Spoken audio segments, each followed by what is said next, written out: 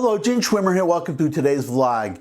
Regular viewers of my vlog, and if you're a new viewer of my vlog, welcome. But the regular viewers of my vlog, depending how long they've been regular viewers, would know that I've spoken in the past about the welcome phenomenon increasingly of black people abandoning the Republican Party, as I did, by the way. I'm Jewish and we're overwhelmingly Democratic, but not me. I left way back in 1980 because I realized how bad the Democratic Party was, their policies, liberalism, so on and so on and so on. But I always puzzled at black people not getting the message and just voting, just taking the accusations of us all being racist as just gospel and not questioning it and not questioning the policies. I may talk about this more in some future vlog, but for now, I want to report some very welcome developments in that respect. But first, I also want to report, well, it's always nice when somebody important agrees with me or, agrees with you or agrees with anybody.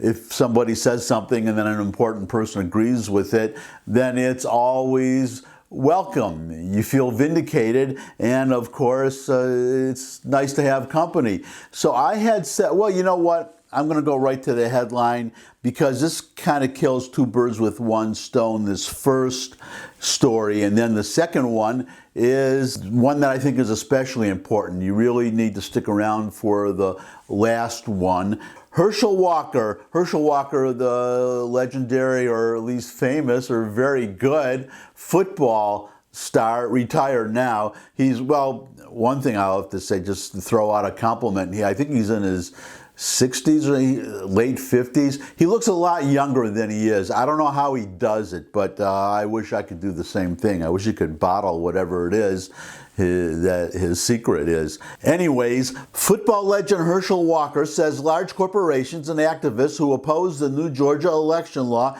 should help minorities obtain photo IDs for voting instead of, quote, complaining, unquote, about the issue, quote, time in and time out, unquote. And that's what I said. I said in an earlier vlog, if Mark Zuckerberg has $325 million to spend on registering Democrats to vote, especially or specifically black Democrats, then I would think he would have a few million to spare to help get them ID. I've said in the past, or in that vlog at least, that I think it's deliberate. They don't help the black voters get ID if they don't have it because they know. I told people this before in an earlier vlog. I lived in Harlem for 10 years.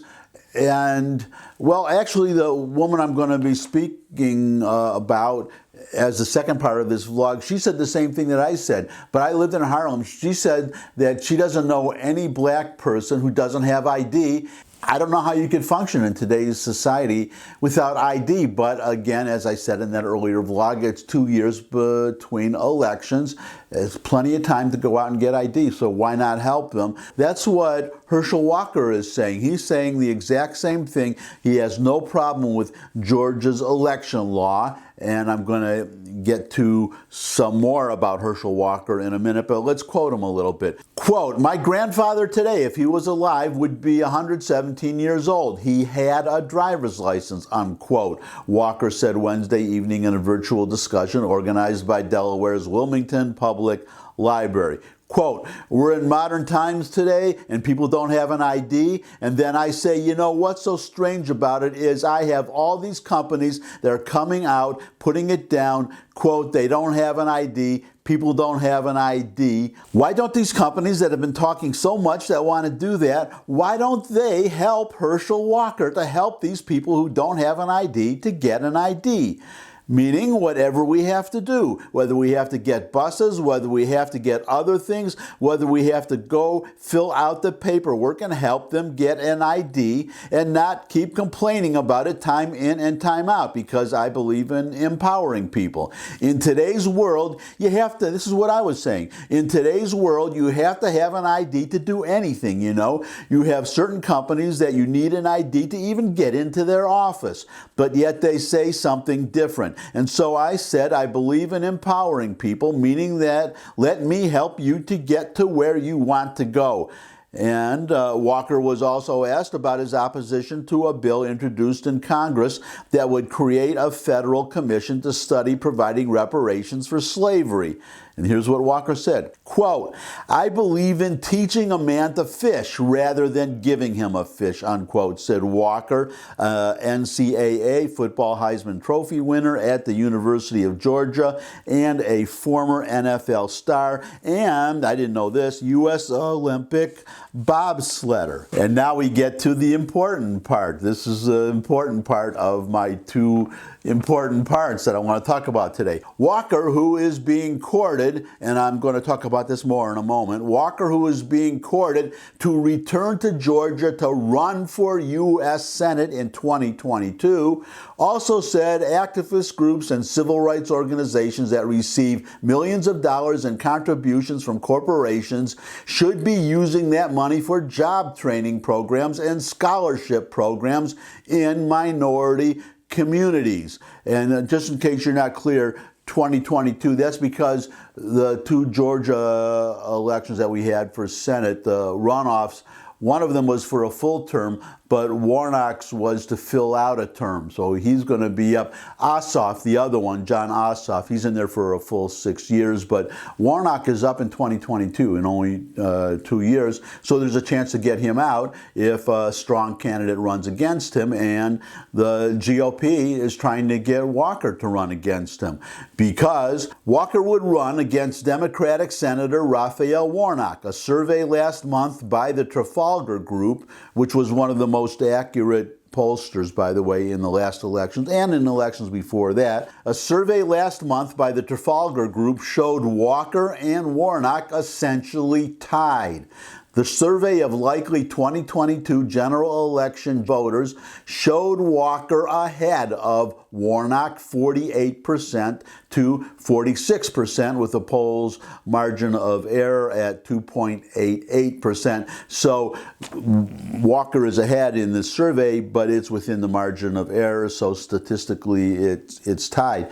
But he obviously would be a very strong candidate. I would think, well, what the Democrats just did, getting the MLB to move the All-Star game out of Georgia, really hurting in general the state, I believe, to the tune of $100 million, but also hurting a lot of minorities. Stacey, well, this is interesting, by the way, a little aside. Stacey Abrams, I showed you the video in an earlier vlog, telling the commissioner not to take the All-Star game out, but I think it's because of blowback, because it was revealed after that vlog that she was instrumental in getting the All-Star game moved. She convinced him to move the All-Star game out.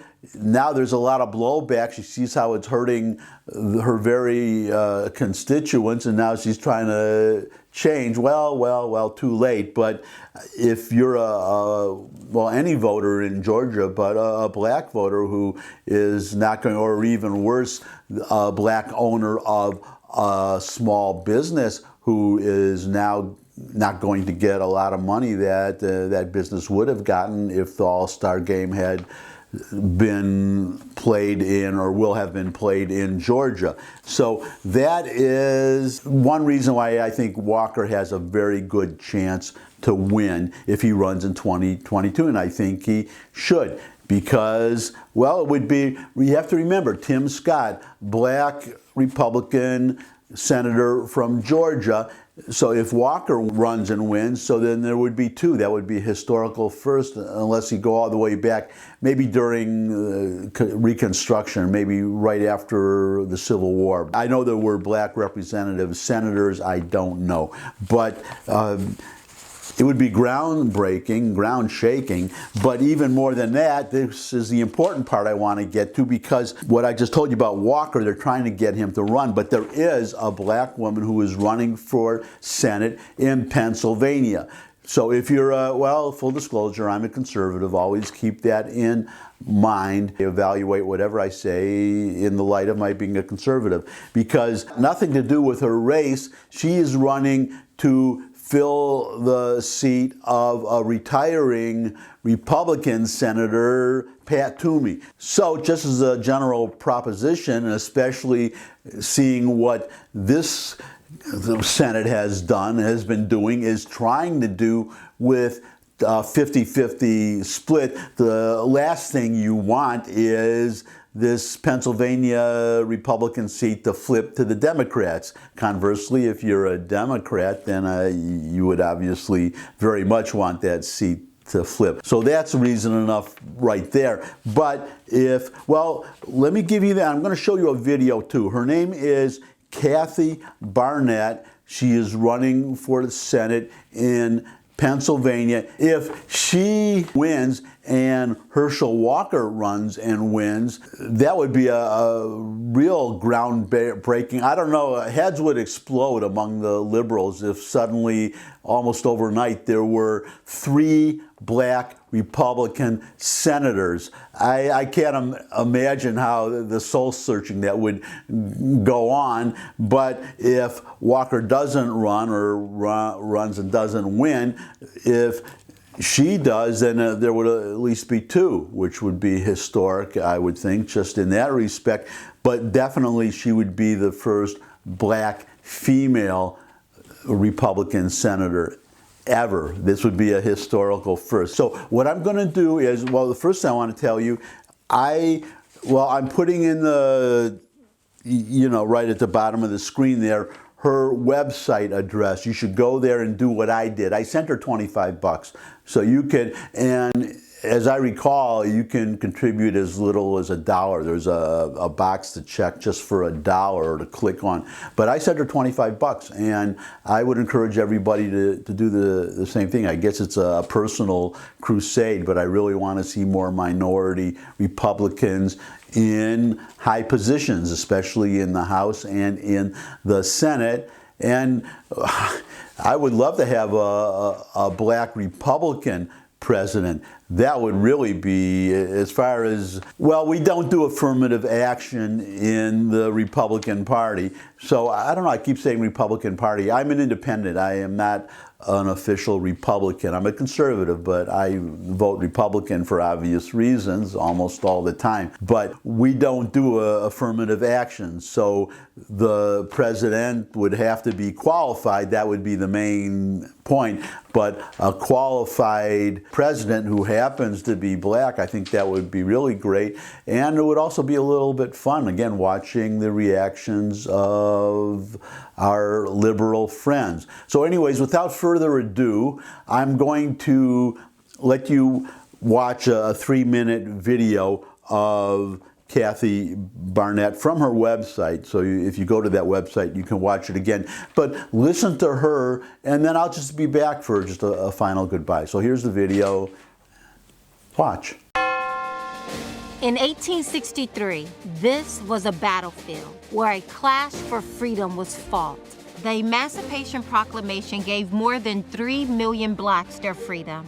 But in the decades that followed, people who looked like me could not fully integrate into the fabric of this nation. We couldn't even register to vote. Today, not only can I now vote without fear of violence, but I can run for office too.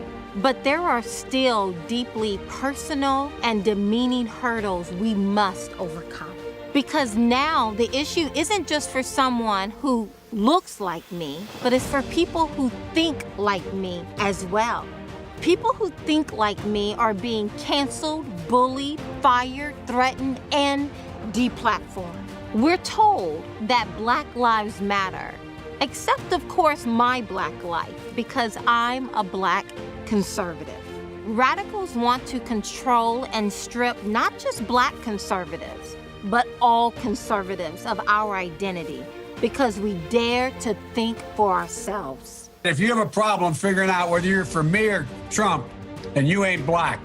The white man that sits at 1600 Pennsylvania Avenue believes he has the power to take away my Blackness because I'm a conservative. But I will keep on. I will never let the words of another define me or determine my value. You can try to demean me or call me names for what I believe, but Joe Biden, after the November election in 2022, you can call me something else. Senator, because this determined Black conservative woman is going to become the next United States Senator from the Commonwealth of Pennsylvania. I'm Kathy Barnett, and I will not be bullied into silence. As Americans, we are blessed to live in the greatest country this world has ever known. And only in America can a little Black girl who grew up on a pig farm, raised in a home with no insulation, no running water, an outhouse in the back and a well on the side, overcome every obstacle and shatter every glass ceiling intended to hold her back. Joe Biden might not think I'm Black enough because I won't just shut up and do as I'm told. And DC might not be ready for me, but I've never been more ready for this fight. I hope you would join me on this journey. I can't do it alone.